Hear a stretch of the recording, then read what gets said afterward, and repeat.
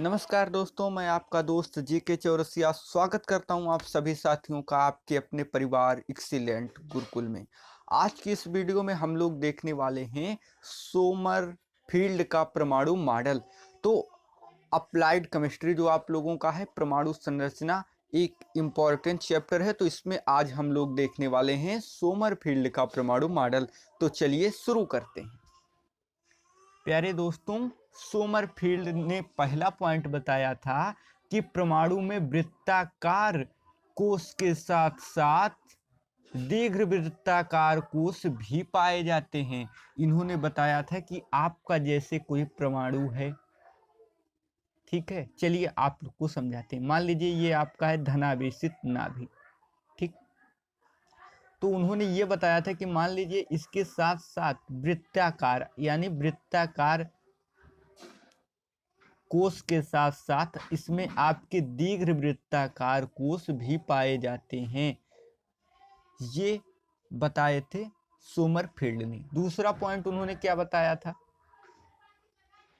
दूसरा पॉइंट उन्होंने बताया था मेरे दोस्त कि परमाणु का नाभिक जो होगा वो दीर्घ अक्ष के किसी फोकस बिंदु पर उपस्थित होगा। यानी जो परमाणु, अब मान लीजिए ये आपका दीर्घ वृत्त है, ठीक। तो साथियों इसका जो इसमें दो अक्ष होंगे, ये जो छोटा वाला है इसको आप बोलेंगे लघु अक्ष, और ये जो बड़ा वाला है इसको आप बोलेंगे दीर्घ अक्ष, ठीक साथियों। तो इसमें जो नाभिक होगा उन्होंने बताया था कि नाभिक दीर्घ अक्ष के किसी फोकस बिंदु पर होगा। तो यहाँ हम मान लेते हैं यहाँ कहीं हमारा नाभिक होगा, क्योंकि यही तो हमारा दीर्घ अक्ष है, तो यहाँ कहीं होगा नाभिक, ठीक। ये उनका दूसरा इंपॉर्टेंट पॉइंट था। आइए तीसरे की तरफ हम लोग चलते हैं।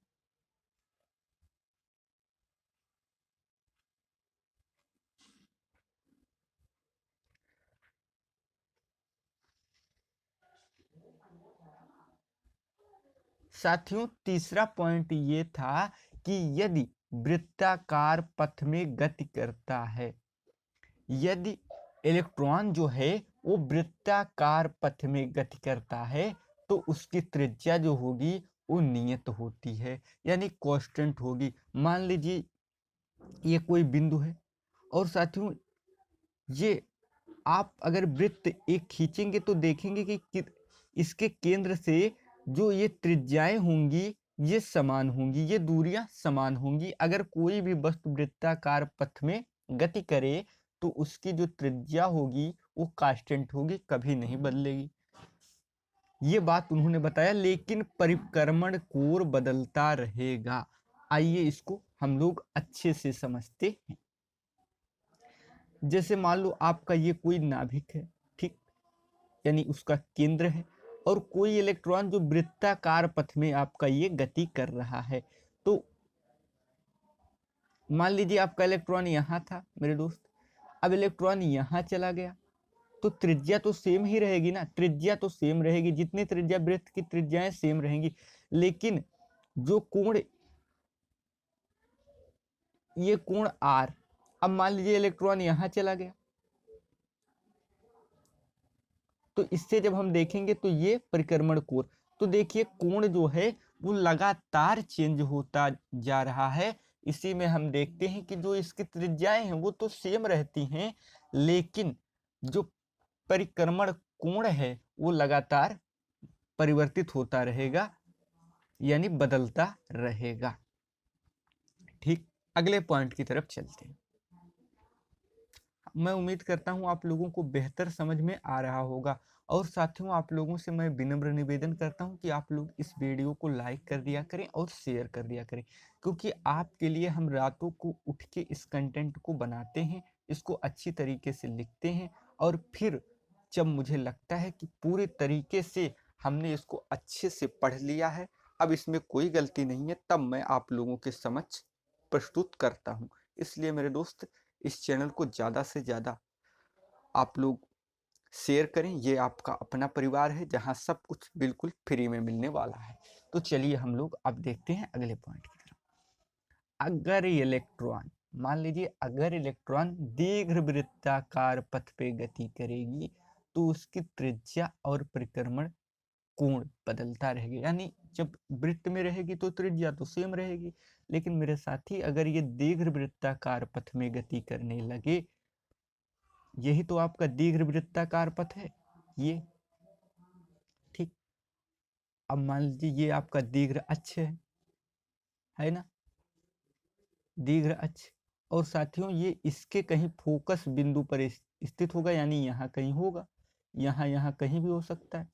तो यहाँ आपका रहेगा, तो जब इलेक्ट्रॉन गति करेगा तो मान लीजिए इलेक्ट्रॉन यहाँ है, ठीक, यहाँ से यहाँ चला गया,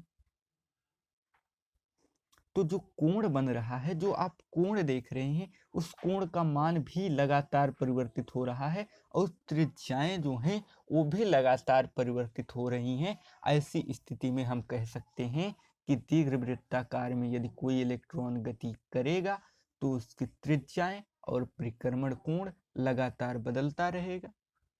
अगले पॉइंट की तरफ चलते हैं।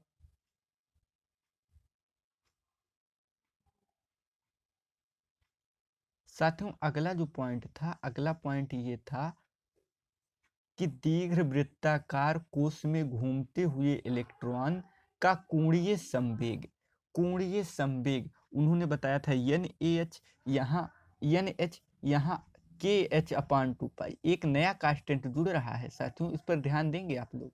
तो KH का पूर्ण गुणज होता है, और जहाँ K आपका क्या है, K आपका है दिव्यांशी क्वांटम संख्या। अब आप क्या करेंगे, अब आप करेंगे कोणीय संवेग बराबर कितना होता है, mvr, ठीक, बराबर KH/2π। अब साथियों एक अगला पॉइंट क्या है उसको देखते हैं, जो इंपॉर्टेंट काफी है। अब K और N का अनुपात, K/N का अनुपात, ठीक, K/N का अनुपात। तो K आपका क्या है, मुख्य क्वांटम संख्या है, और सॉरी दोस्तों, N आपका क्या है, वो N मुख्य क्वांटम संख्या, और K आपका क्या है, दिव्यांशी क्वांटम संख्या है। और इसके बराबर आपका क्या है, दीर्घ अक्ष की लंबाई और लघु अक्ष की लंबाई। तो ये आपका हो जाएगा N/K, ठीक, N/K बराबर हो जाएगा दीर्घ अक्ष की लंबाई और लघु अक्ष की लंबाई। अगर N का मान भी 1 हो जाए और K का मान भी 1 हो जाए, तो साथियों यहाँ आपको क्या मिल जाएगा, यहाँ आपको मिल जाएगा 1/1। ये तो खत्म हो जाएगा, इसका आप लोगों ने मान रख लिया तो खत्म हो जाएगा। तो आप तिरछा तिरछा गुणा करोगे तो लघु अक्ष की लंबाई बराबर दीर्घ अक्ष की लंबाई। तो आप यहाँ देखोगे कि ऐसी स्थिति में क्या हो जाएगा, लघु अक्ष की लंबाई बराबर दीर्घ अक्ष की लंबाई। और मेरे दोस्त अगर आपका लघु अक्ष और दीर्घ अक्ष समान हो जाए तो ये आपका वृत्त बन जाएगा ना। वृत्त में ही तो लघु अक्ष और दीर्घ अक्ष ये दोनों सेम होंगे, तो कक्षाएं जो होंगी वो वृत्तीय होंगी, यानी वृत्ताकार होंगी, वृत्ताकार होंगी, ठीक। मैं उम्मीद करता हूं आपको बहुत अच्छे से समझ में आ गया होगा। अब चलिए अगले पॉइंट की तरफ चलते हैं हम लोग। अगला पॉइंट उन्होंने क्या बताया था कि पहले कोष में केवल एक उपकोष होता है, यानी जो पहला कोष होता है इसे यस उपकोष कहते हैं, इसमें केवल एक कक्षक होते हैं, इसे यस कक्षक कहते हैं, और ये गोलीय होता है। ये जो होता है वो गोलीय होता है तथा इसमें केवल 2 इलेक्ट्रॉन रह सकते हैं। अब आइए इसके बारे में हम लोग देखते हैं, उपकोषों के बारे में।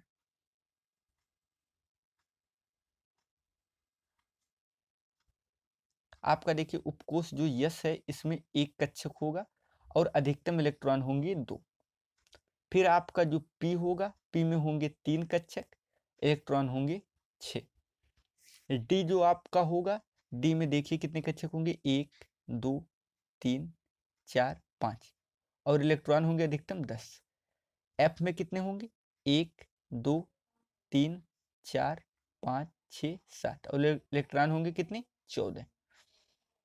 तो साथियों यही था हमारे सोमरफेल्ड का नियम। मैं उम्मीद करता हूँ ये सेशन आप लोगों को बहुत अच्छे से समझ में आ गया होगा।